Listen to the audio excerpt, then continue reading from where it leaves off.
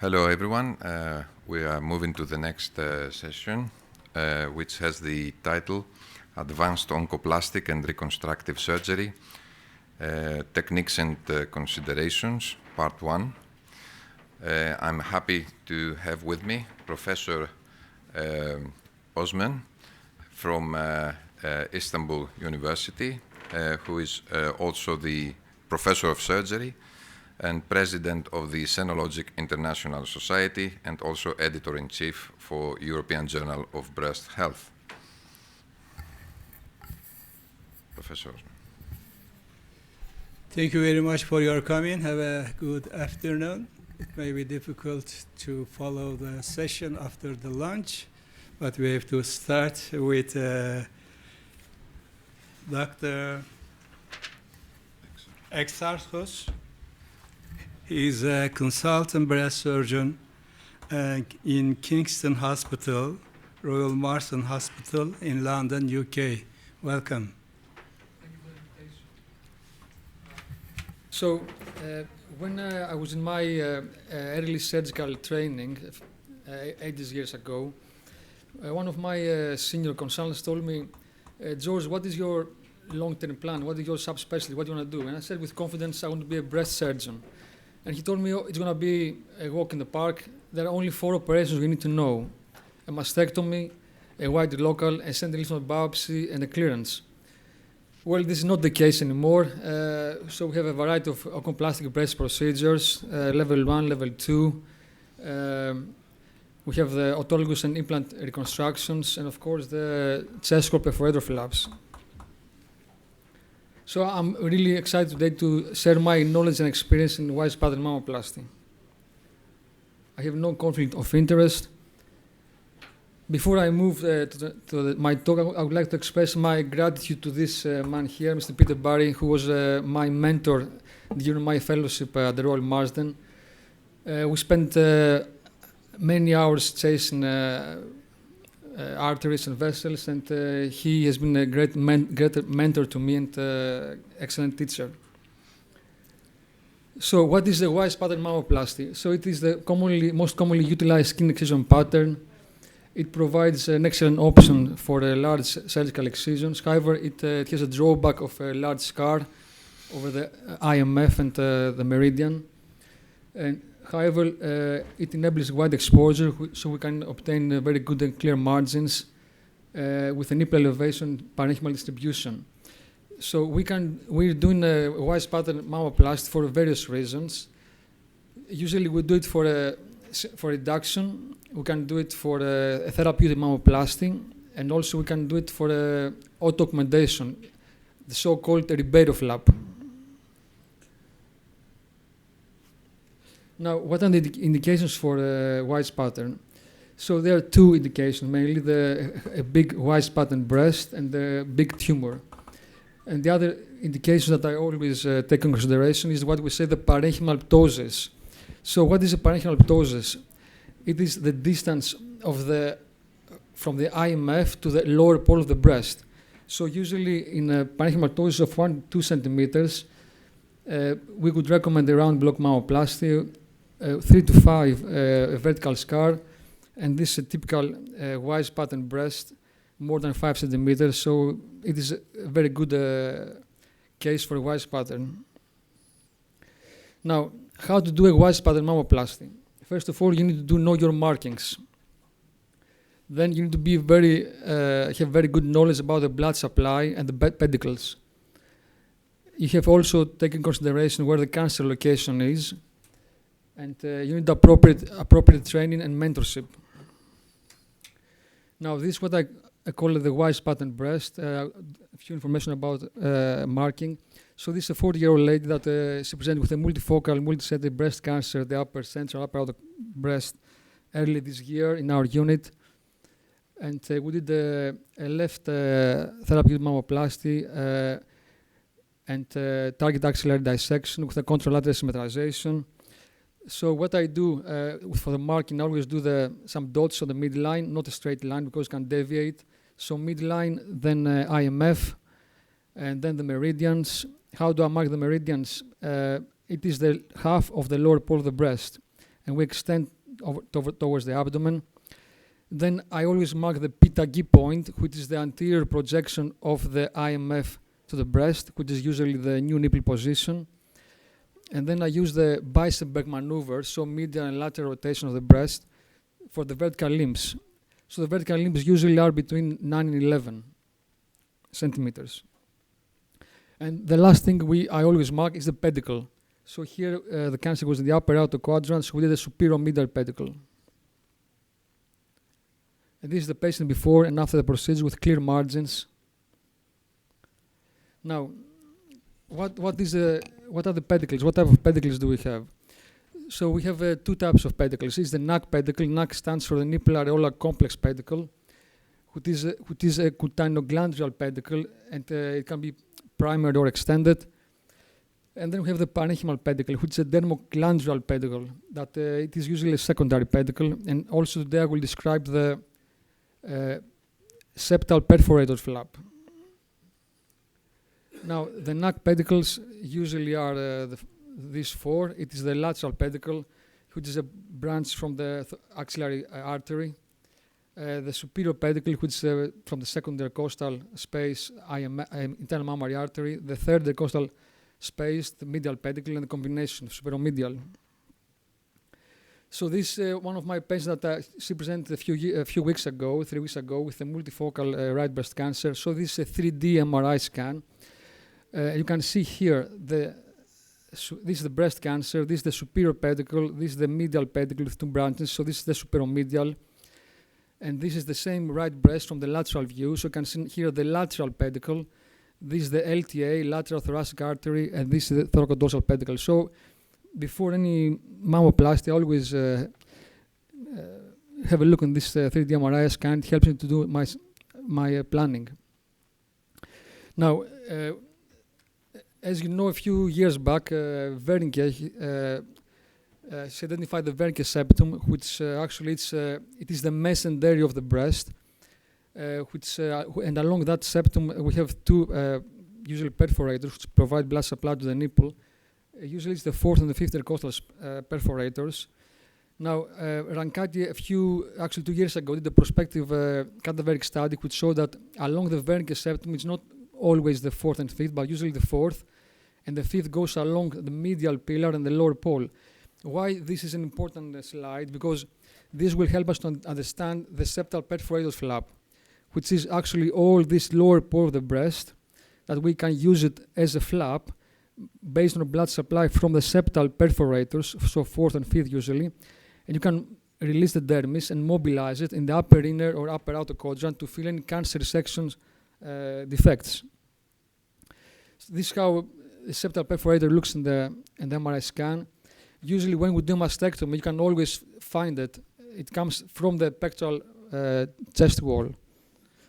And this is how the fifth intercostal pedicle looks like in the MRI scan.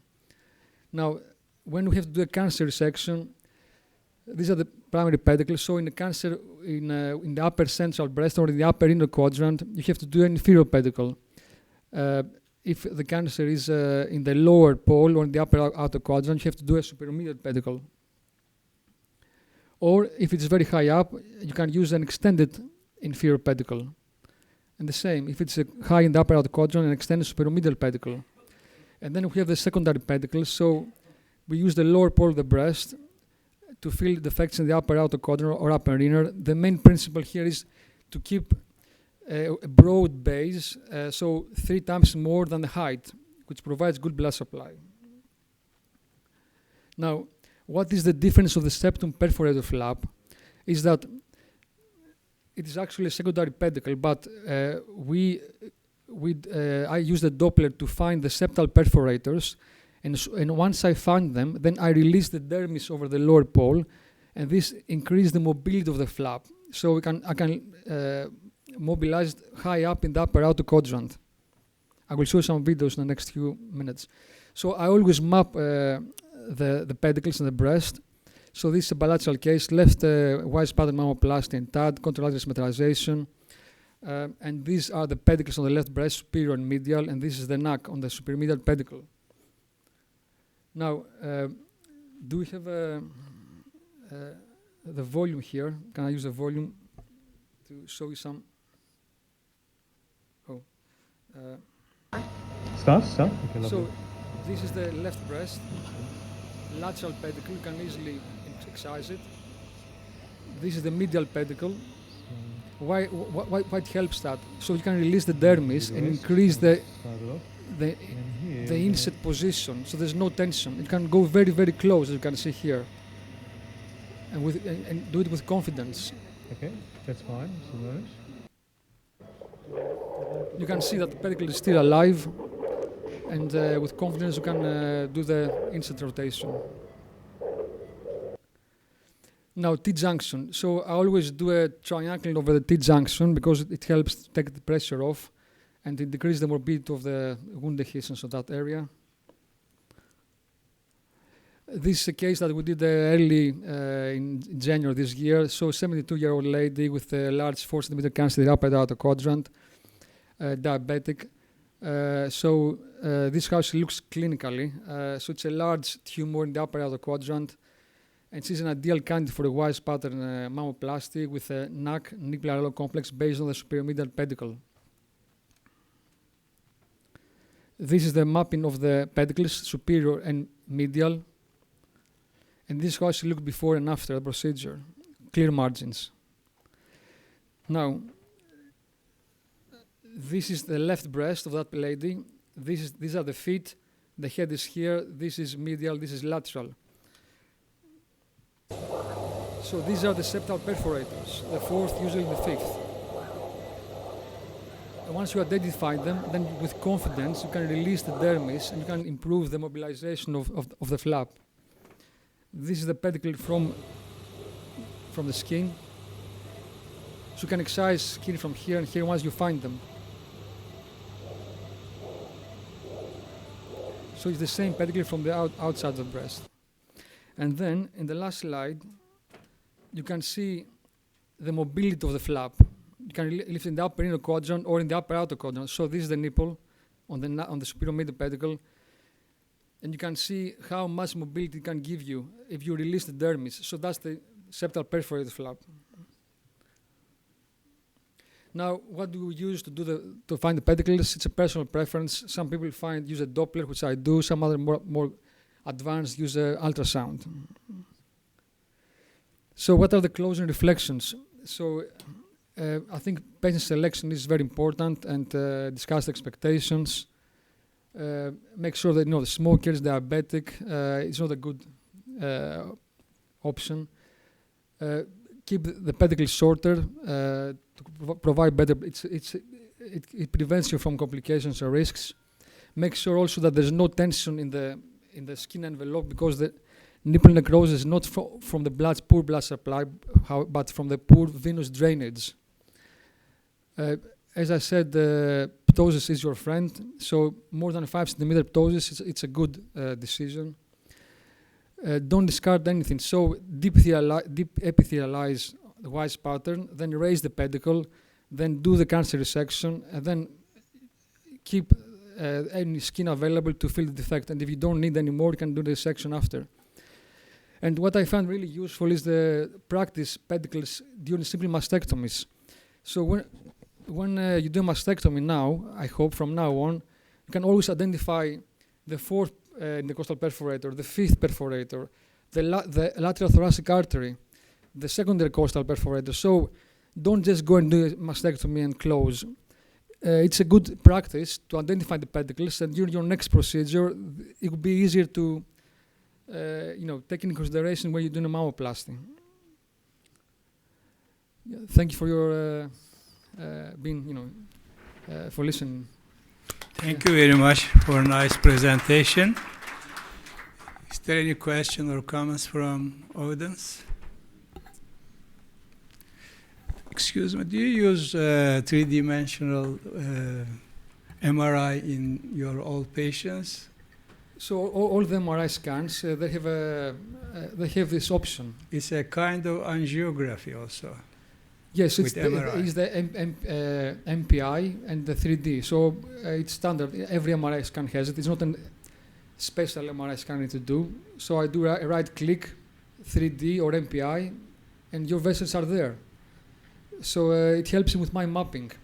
So the plastic surgeons, quite often they use a standard superior pedicle. They say that we don't have to do a Doppler, but sometimes the superior pedicle can be absent. So this is why I've seen it in quite a few times, not very often, but it can happen. So to me, the Doppler is like a light in the dark, so it helps me to navigate and also tailor the neck. So cut a very short pedicle and improve the neck inset to the new position. Thank you. I have a question as well. First of all, thank you for the excellent presentation. It made it quite obvious what we're trying to preserve in order to have a successful operation. I would like to ask, would you use that type of technique in a patient who had previous surgery? For example, if somebody had surgery for ptosis in the past or implants? So ptosis is a friend.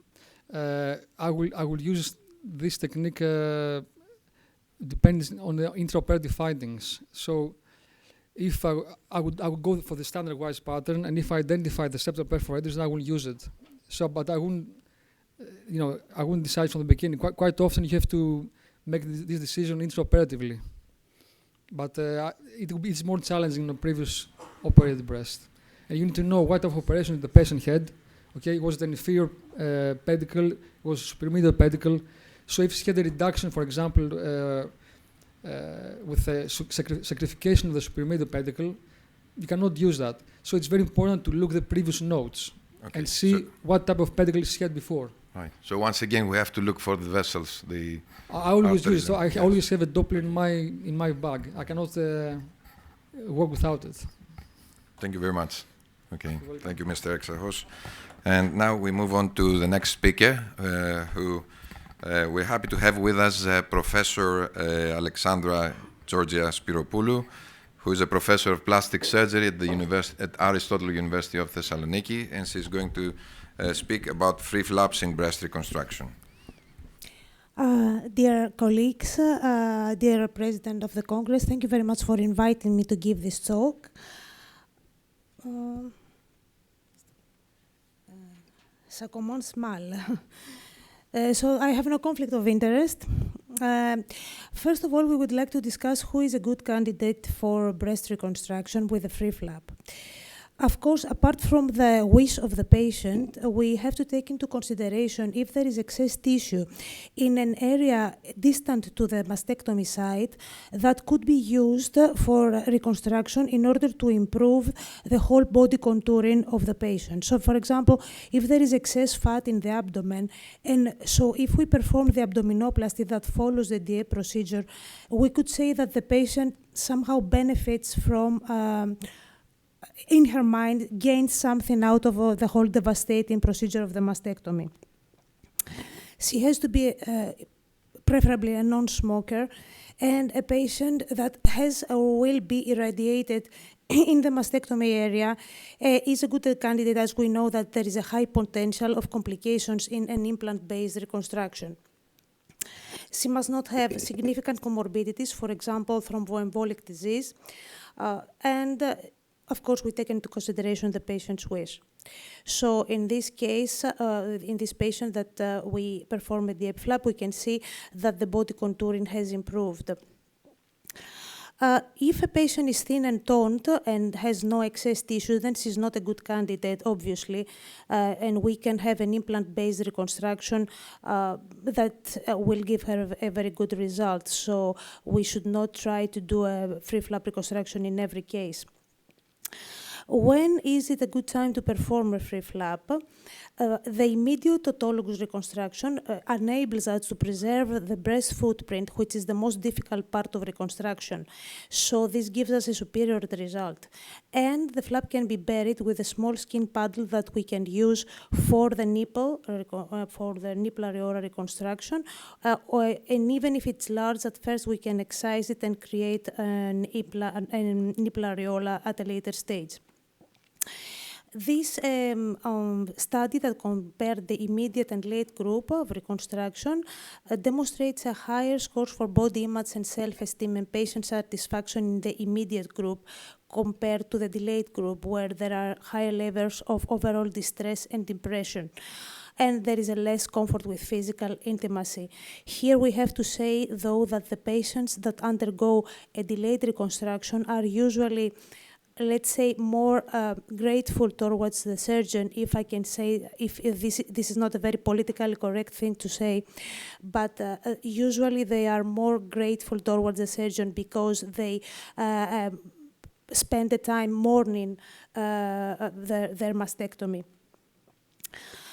In this case, we have an overweight patient. She wanted to undergo a DF flap reconstruction, and we can see that the effects of radiotherapy, even though we did an ICG and discarded zone 4, it can create an area of fat necrosis. That is why many surgeons advocate that we do a delayed reconstruction in order to avoid this mishaps.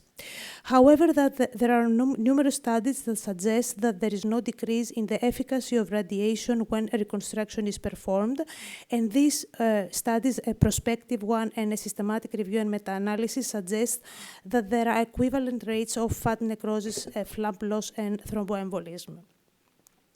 When then is a good time to perform a flap after radiotherapy?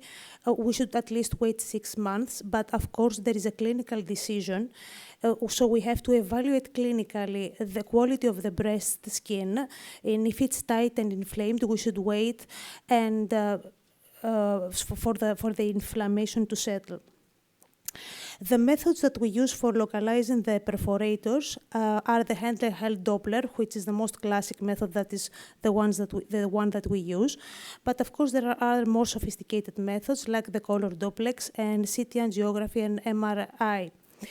The CT angiography is the mainstay for planning in most centers, and it is an indication when there have been previous abdominal surgeries, except, of course, the complete abdominoplasty, which is a complete contraindication to DF flap. However, well, we prefer to use the Doppler ultrasound.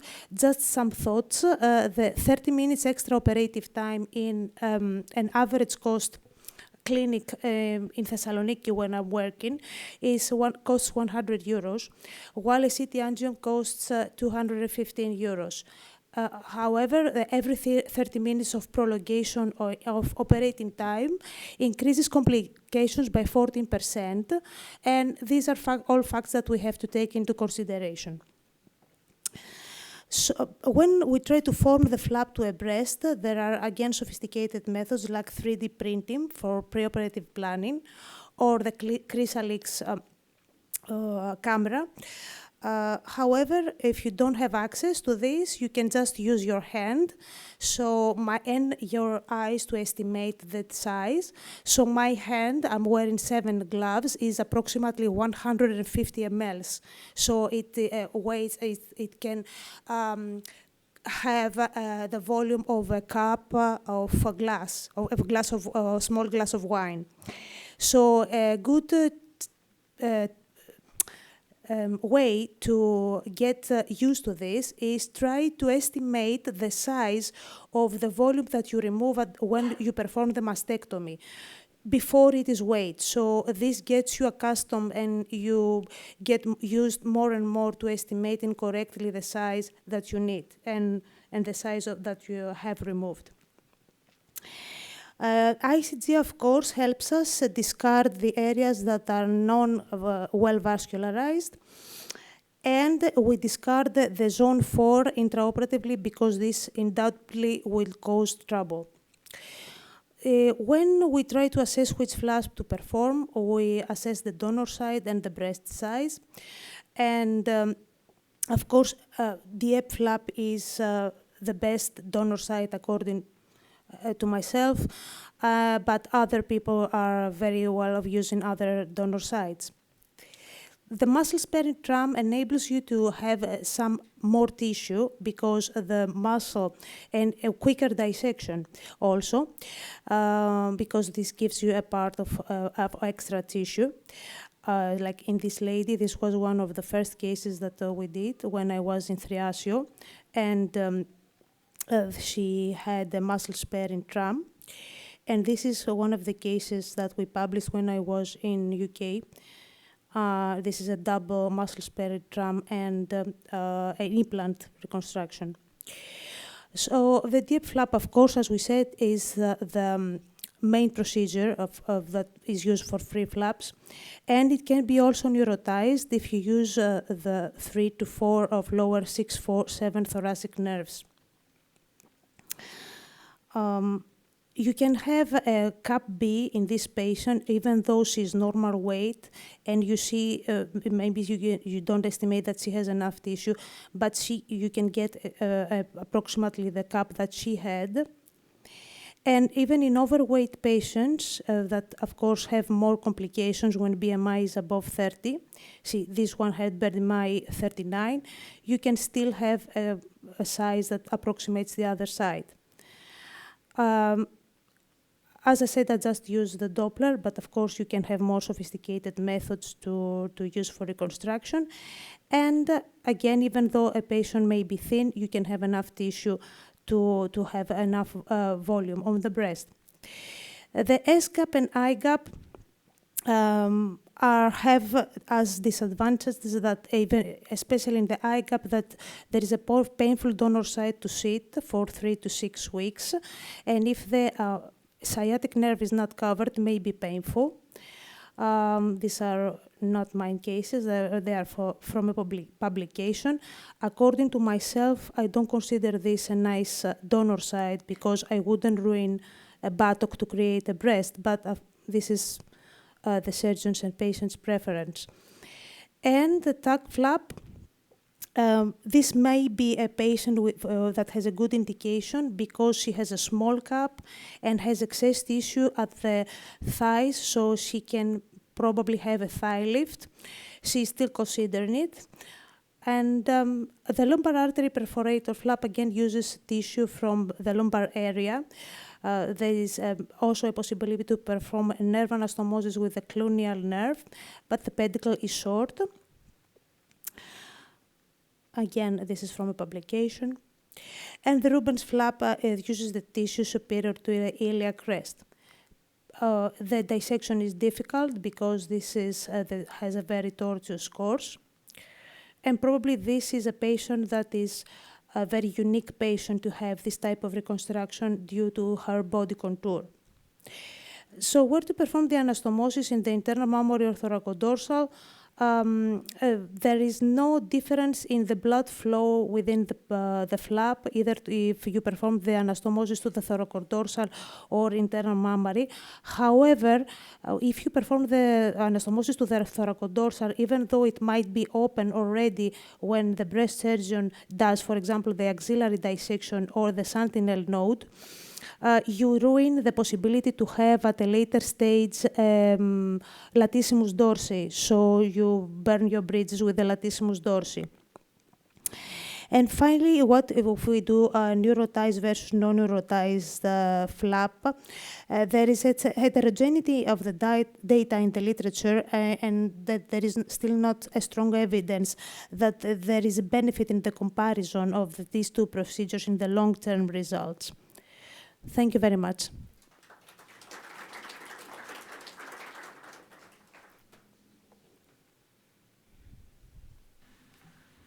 Thank you very much, Professor Spiropoulou, for this wonderful talk.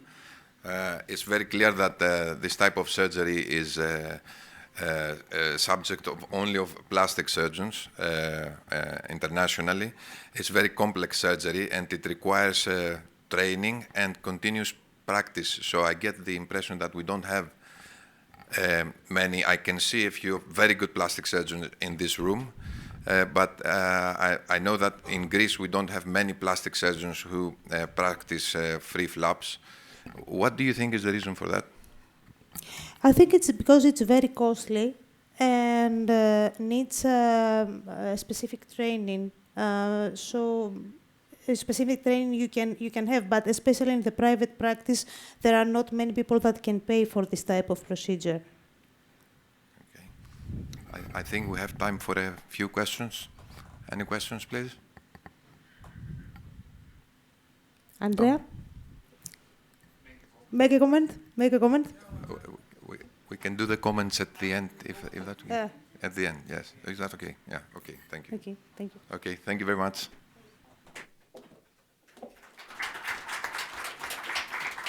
Okay, and now we will move on to the next speaker, who is an old friend and colleague from UK, Mr. Marcos Malachias.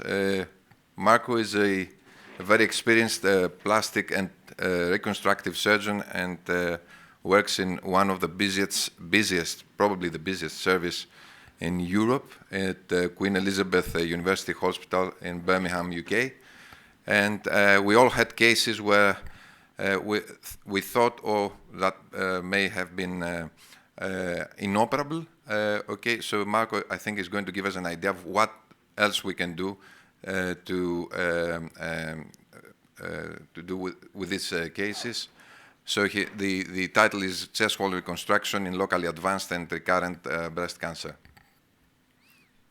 Ladies and gentlemen, thank you for having me. Locally advanced breast cancers can present in a variety of ways. I've seen them as primary cancers originating in the breast, as recurrent breast cancers that arise after a patient has undergone previous breast surgery for cancer, radiation-induced sarcomas, which are a sequelae of the breast cancer treatment, and metastatic cancers from the breast to the chest wall skeleton. So the principles of management can be divided into the first part, which is the curative resection, the aim of curative resection, and the approach is in a multidisciplinary team where different subspecialists get together in order to discuss and plan appropriately. The plan is obviously teamwork. We all need to pull together, radiology, plastics, thoracics, and physiotherapists, of course. And the aim is to achieve a wide local excision with clear margins in order to rid the patient of the cancer.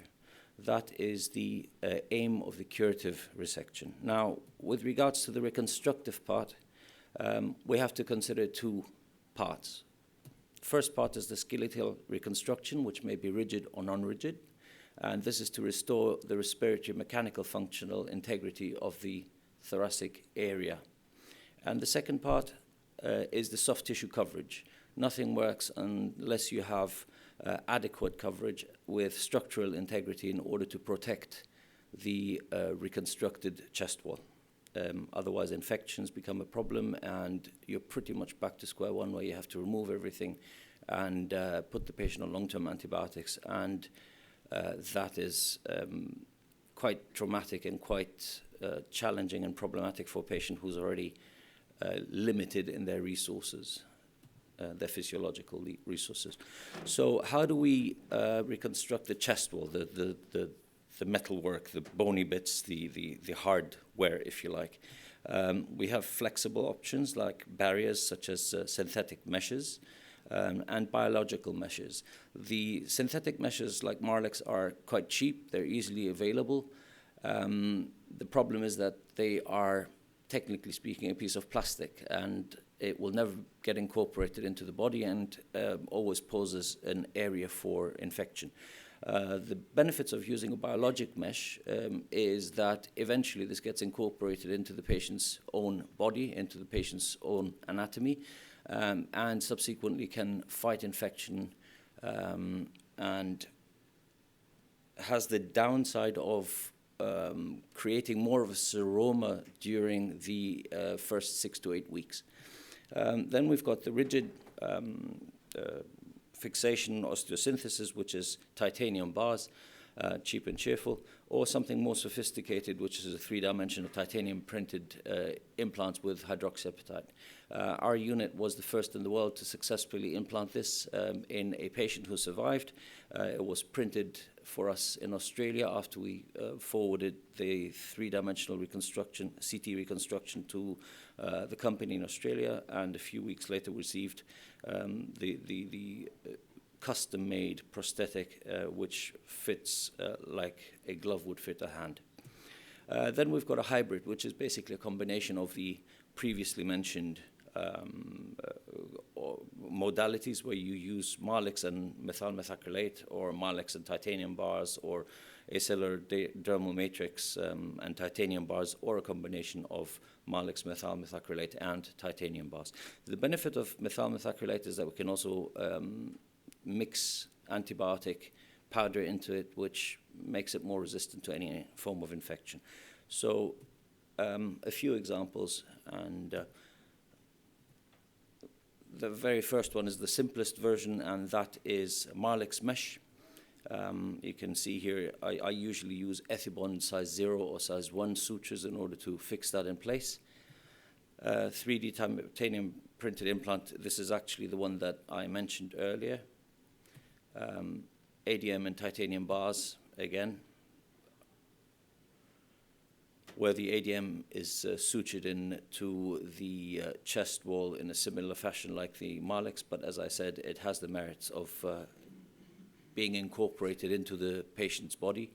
Methyl methacrylate and Marlix, we sandwich that. So basically, in order to do that, you would take one layer of Marlix and put the cement in the center, and put a second layer of Marlix on top, and this way you end up with a sandwich, and that allows you to have a rigid structure that is sutured into the chest wall, but has an element of flexibility as well, because the surrounding part, this bit here, allows some movement. So it's not as rigid, because patients sometimes complain that they feel that they're lying on something non-flexible when they're recumbent. And another one is the combination where you have methyl methacrylate, cement sandwich with Marlix, and titanium bars. That obviously depends on the size of the defect. Now, this brings us to the second part of the reconstruction, which is the soft tissue coverage. There are a few things to consider. I like to always consider my options regionally, for example, a pectoralis major flap or a latissimus dorsi flap from the back, or if everything else fails, an omental flap. But that, I'm not a very big fan of that, because you violate the abdominal cavity, you open that up as well in addition, so you have a problem in the thoracic area, and then you also open up the abdomen, and that can sort of weaken the patient a bit further. For a free tissue transfer, my preferred choice would be a deep inferior epigastric perforator flap, or sometimes an anterolateral thigh flap, or a tensor fascia lata flap, depending on size of defect and body habitus of the patient.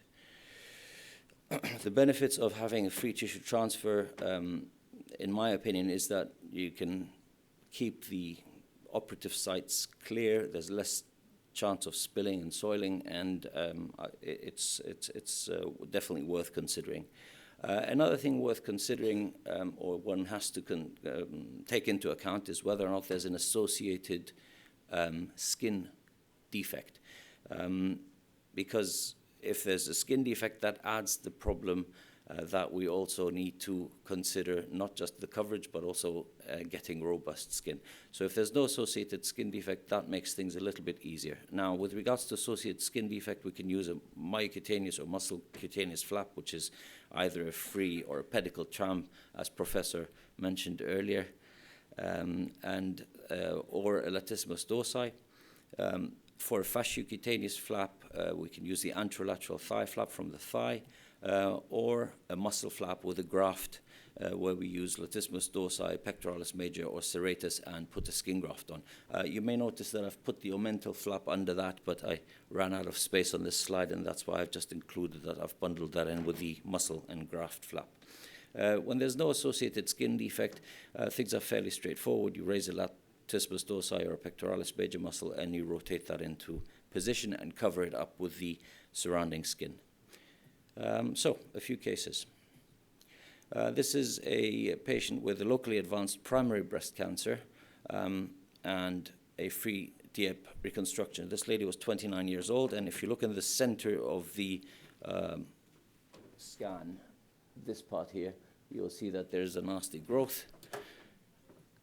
And that's the clinical presentation. It was treated by colleagues as a fungal infection for a few months, and that complicated matters in delaying presentation and things like that. So we proceeded and excised the tumor with rib down and pleura.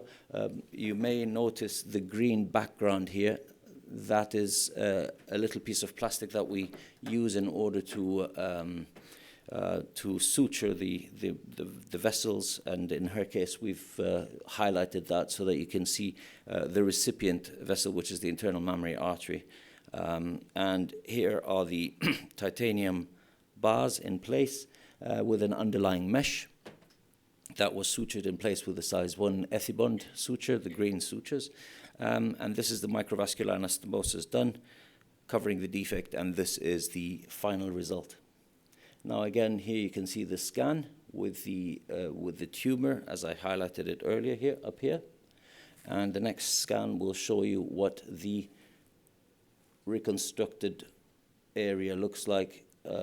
This is abdominal tissue that has been transplanted into the medial thoracic area. You can see a little bit of the scatter from the titanium bars.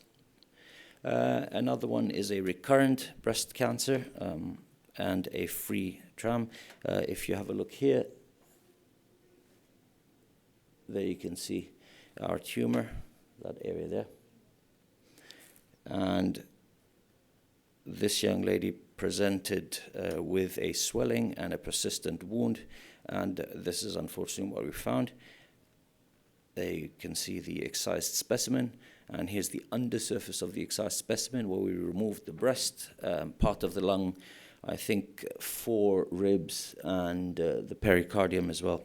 Sorry. This is the defect. The ruler is 20 centimeters in length, so we're looking at a defect of about 25 centimeters. And here we reconstructed the sternum by using a cheap and cheerful sandwich of Marlix and methyl methacrylate that was sutured in place. And this is the abdominal cavity of this lady. Here we are highlighting the perforators that come from the depth of the deep inferior epigastric artery that traverse the rectus abdominis and enter the lower abdominal fat, as mentioned in previous talks. And here is the flap that we resected. For speed, we took a little bit of muscle. It just sped the operation up by a good half hour. And when you deal with cases like that, time is of the essence because you do not want to be lingering and having them on the operating table for longer than you absolutely have to, because there are lots of factors to consider. This is the vein coupler. That's a plastic cage that brings the vein together. And as the cage closes, these two plastic bits unite and achieve a seal. The artery, which is 2 millimeters in diameter, usually sometimes a little bit bigger, is hand sewn. And there you have the microvascular anastomosis in place. Blue is obviously the vein, the other one, blue is the vein, the other one is the artery. And you may be able to distinguish that this one here has this plastic cage around it where the vein was connected, and this one here is the hand sewn anastomosis. And that is the end result of this lady. It's not with cosmesis. This is not a cosmetic intervention. This is a life-saving or life-preserving intervention, and unfortunately, sometimes we have to compromise looks. It is life over limb over looks, as we say in reconstruction. So the first thing is to survive. The second thing is to keep the limb, if it's, for example, a cancer on the arm. And the third thing is to make it look pretty. Unfortunately, in this lady, we couldn't offer her much more than that. Next is a recurrent breast cancer with the latissimus dorsi muscle flap. This patient had the challenge of being very, very skinny, and therefore we were not able to harvest the latissimus dorsi muscle with the overlying skin, because that wouldn't have been closable on the back. I think you can appreciate that this patient is very thin with very little subcutaneous tissue. And here we excise the area again, 3 ribs down to lung, and the sandwich technique again. And the latissimus dorsi muscle flap was brought through from the back, through a separate incision on the back, and then tunneled along the lateral chest wall into the anterior aspect of the left chest. And unfortunately, again, it doesn't look great, but it has done the job to preserve this patient's life with the skin graft in place. And this is, I think, 8 weeks after surgery, 8 to 10 weeks after surgery. The next one, this is an interesting case because this was a radiation-induced angiosarcoma post breast cancer treatment. And this is what the patient presented. You can see the darkly pigmented lesion in the mastectomy scar. This was the resection, again, down to lung. Latissimus dorsi muscle flap from myocutaneous muscle flap from the posterior aspect of the chest, the cement sandwich in place, and has covered the defect of 4 ribs quite successfully. And this is the end result. Recurrent breast cancer and free muscle-sparing tram flap or DIEP flap is this a lady that had a combination of titanium bars, cement, and Marlex mesh, and this is her end result. And the last patient that I would like to present is actually a male patient that did not have breast cancer as such. He had a chondrosarcoma of the sternum, but because I didn't take any photographs of other patients with breast cancers and tensor fasciae lata flap reconstruction, I thought this would be a little pleasant addition just so that you can see what a tensor fasciae lata flap can cover. Now, this is the gentleman. His wife had died a few years before. He was in a terrible state of self-neglect. He was an alcoholic, very well-functioning member of society before that, but due to tragic events, he sort of spiraled out of control. This is the donor site. We've published this because this was the biggest tensor fasciae lata flap that I had ever seen, so that got published. And these are the resection down to pericardium, down to lung, where we removed 6 ribs on each side to the anterior axillary line, including sternum. And there you have the ADM in situ with the titanium bars in place. Top view. And you can see the pectoralis major muscle left and right. We've preserved those because they were salvageable to some degree. This is the right lateral aspect of the thigh where we're raising the tensor fasciae lata flap. It's quite quick to raise because it's mostly uniplanar dissection, so the dissection is not very complex. And this is the end result for this gentleman. Side view, and more importantly, the donor site is quite acceptable, actually. Now, to take home the take-home message, multidisciplinary team is the way forward. Multidisciplinary team for surgery is also quite important, where we work very closely with our thoracic colleagues during the surgery, but also the immediate aftercare by nurses and specialist physiotherapists cannot be underestimated, because recovery starts immediately after surgery, where we sit the patient up. We start to get them to do breathing exercises in order to ventilate their lungs properly and hopefully help them recover. Unless there's a metastasis, most chest wall tumors are resectable, even if they look quite horrendous, like, for example, the last case that I presented. And it is imperative to have a wide resection in order to rid the patient and reduce the potential need for further surgeries. And obviously a robust skeletal reconstruction with soft tissue coverage to restore the ventilation mechanics is essential as well. Thank you very much. Sorry for overrunning.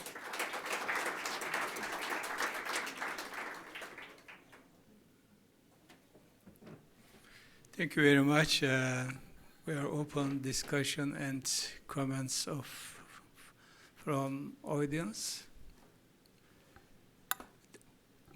Probably 20 or 30 years ago, we have seen this kind of patients more frequently, I remember, but today new therapeutic agents and better surgery and radiation therapy prevented this kind of patients. I know that the morbidity and mortality rate is also very high in this kind of patients, because stability of thoracic wall is disturbed, and there are many, many complications related with that. I would like to learn about the morbidity and mortalities of this kind of major surgical procedure. Thank you. Well, usually we aim to give the patient a good quality of life for what is left. I remember a young patient, she was I think 31 or 32, she had a horrible chest wall cancer, and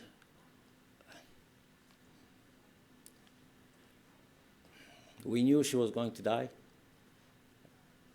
and her biggest problem was that her daughter wouldn't go near her because she smelled.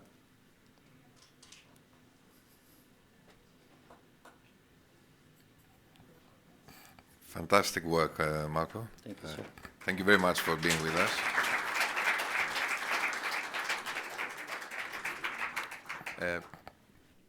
Now, the commentators, do you have any comments from the commentators, please? Dr. Hamsas and Dr. Gravanis. And Hamsas, Dr. Gravanis and Dr. Kontoulis, yes? We have 3 commentators. Yes. Okay. Go on.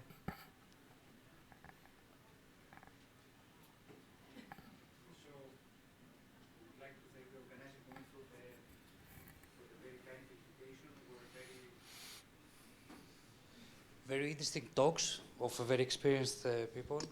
Regarding the first talk of Dr. Exarchos, I think that the take-home message is that the reconstructive surgeon should be familiar with all the possible pedicles in wise pattern, so to be flexible to use the pedicle that is necessary to reconstruct the defect.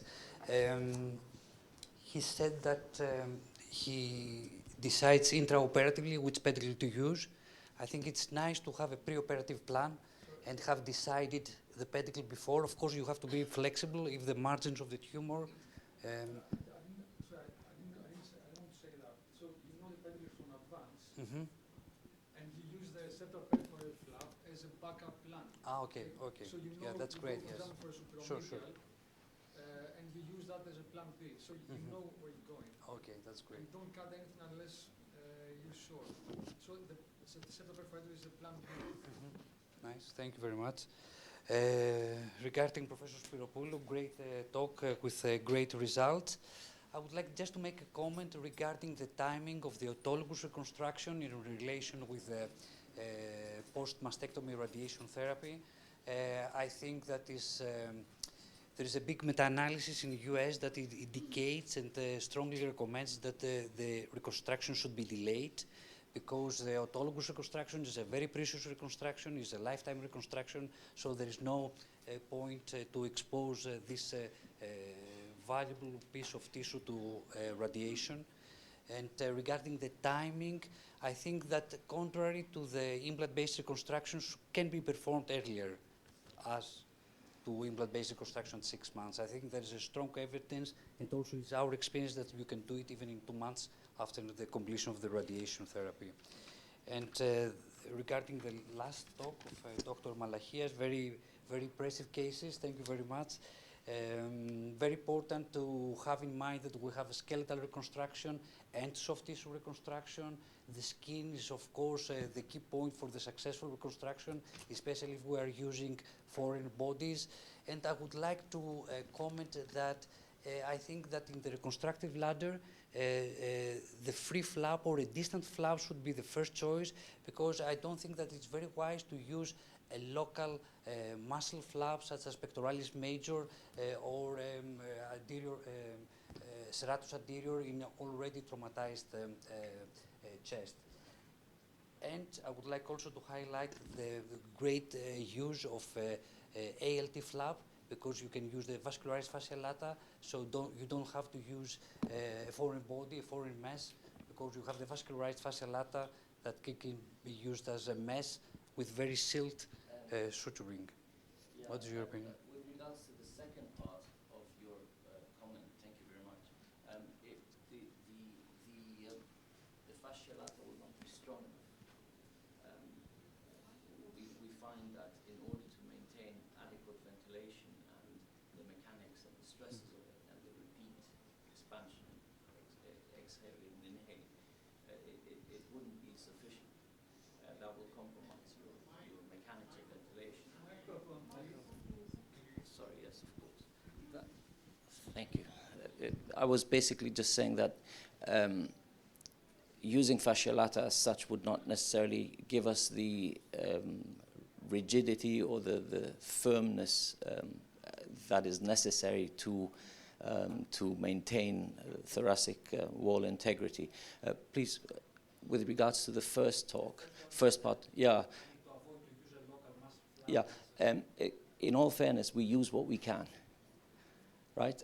If we can get away with a smaller flap, I'll gladly take that. And the anesthetist is usually quite happy with us because you have to deflate the lung. It takes longer. We have to use whatever we can. And if we can successfully reconstruct with the smallest possible option, I will gladly do that.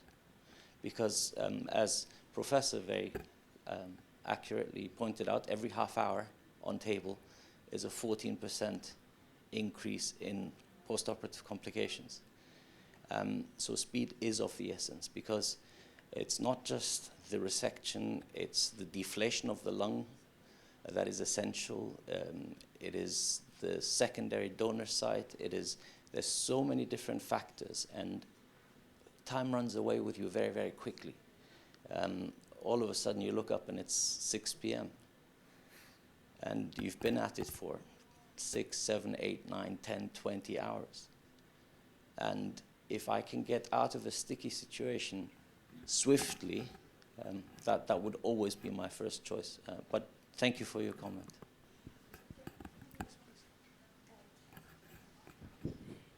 It is important to follow the bibliography because, Andreas, you said you've seen a large meta-analysis, and I presented also a prospective study and a large meta-analysis that mentions quite the opposite.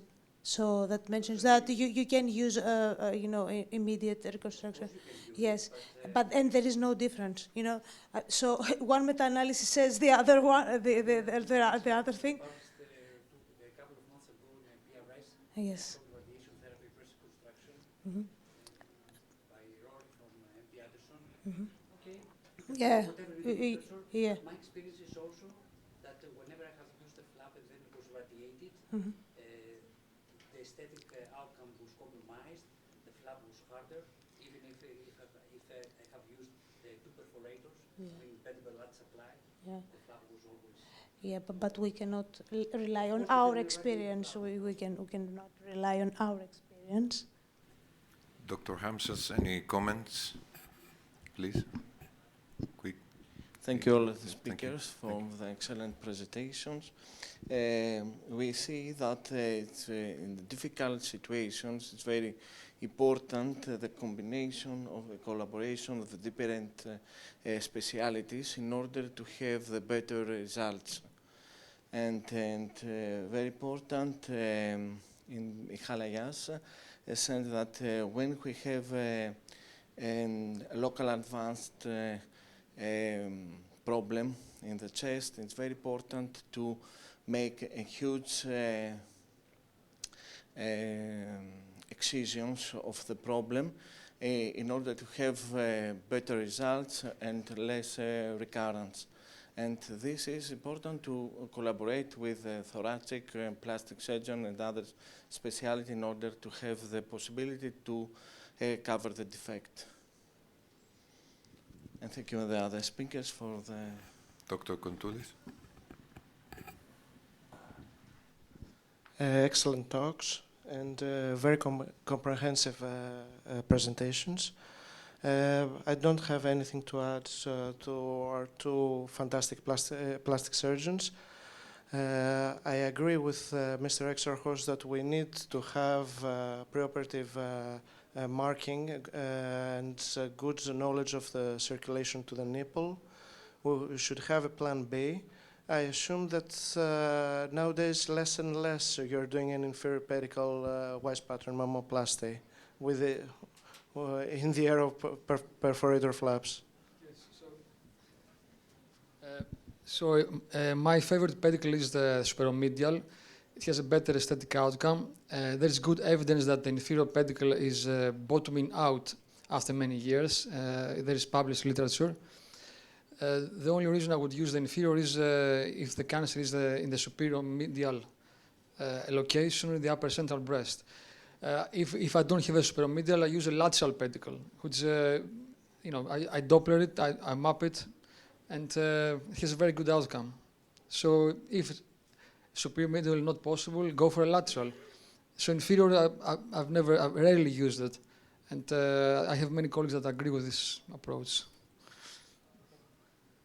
Thank you very much.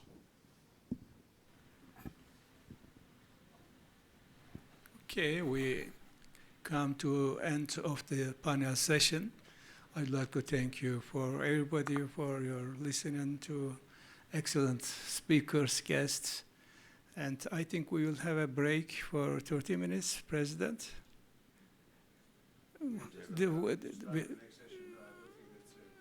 Okay, next session will be a satellite lecture.